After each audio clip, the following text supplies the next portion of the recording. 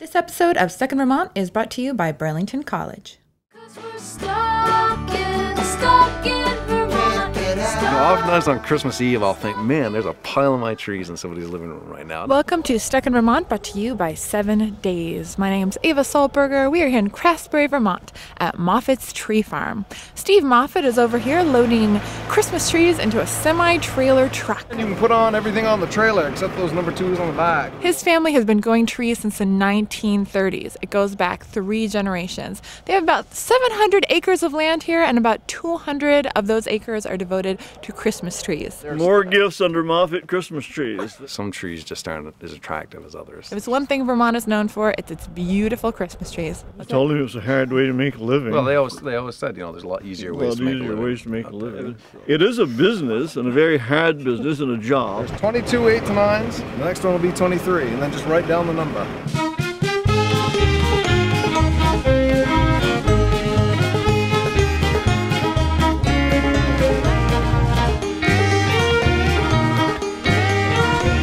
I'd like nothing more than to make, you know, a living here on this farm, and when I'm done, make the land useful, productive, keep it open for wildlife, for scenery, for everything. like people call me up and, oh, I knew your father. The old timers still call me. Well, Dad's father actually started out right here. They were all wild trees then. When I started in the business, There was no pruning or fertilizing. Very, very lightly sheared, just barely improved natural stuff to the stuff you see today, which is a very dense, perfectly shaped tree, which is not at all together natural. Do you have like a special connection to the trees? oh yes, of course they do. Everything that grows on land that you own, especially ancestral lands. Oftentimes I can pick a tree out of a pile, look at it, and tell you where it came from. Do you like trees better than people?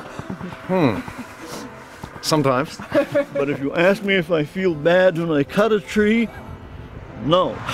I do tend to sell a bigger tree. My trees probably average 8 in a 7 to 8 foot range. We think, somewhere in the neighborhood of 100,000 trees. I don't ever really go out and count them all. Him and my uncle are always saying, you've got way more trees than you think you do. Maybe you do. Maybe I do. We don't use a lot of herbicides. I use a very limited amount. We like to see the grass between the Christmas trees. So We have mainly balsam, the native balsam fir. The Fraser fir, one of the reasons they're so popular now is they basically do not shed. I'm always trying to squeeze the top grade out, the premium grade. What I'll tend to do is I'll tend to leave them in the ground, hoping that they'll become a premium. Thinking, well, 1 more year, it'll fill out a little more. In high success years, I've cut trees in 6 or 7 years in certain places.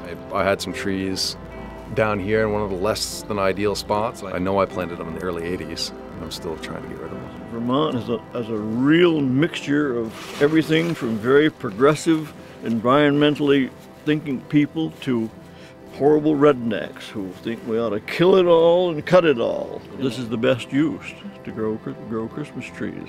I still like the fringes, the forest land that grows pulp. The healthy forests do a better job really of filtering the air, holding the water. I love to see fields, you know, of well-managed trees, and I love to have those good trees there to be able to harvest, to sell, to sustain a livelihood, and have a purpose for this land, to be self-sustaining other than having to sell parcels, which is what almost everyone in my generation has wound up, you know, doing. I mean, they don't farm anymore, and they sell this 20 acres on the back farm, and someone builds a house there, and then they sell this 40 acres until it's all gone. It's no longer healthy farm and forest land. We are enrolled in current use, which makes the tax bill affordable enough to grow Christmas trees and forest products. This isn't a free gift, current use, unlike what most people think. There are serious restrictions on this, okay. We also sold the development rights to the Vermont Land Trust of this 170 acres where we live, where our homes are. My father suffered poor health at a relatively early age. I didn't really have much choice.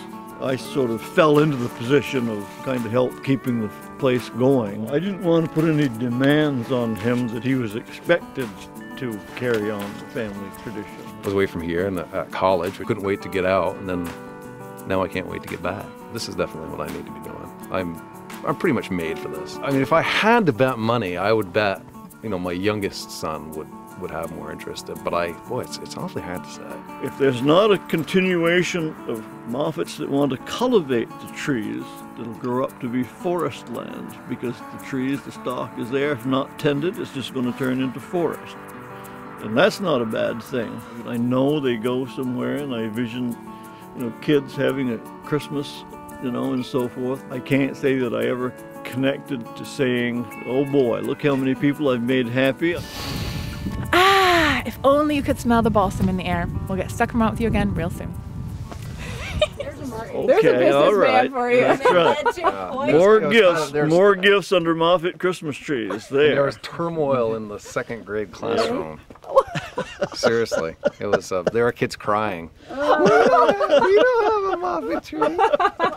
I think this is the end of the story. I think the boss is cracking his whip. He's in trouble now. I'm a writing and literature major, and I go to Burlington College. It's a really small school, has great personal relationships with the teachers, and you can really be an individual here. I love it. It's the tree of learning. Yeah.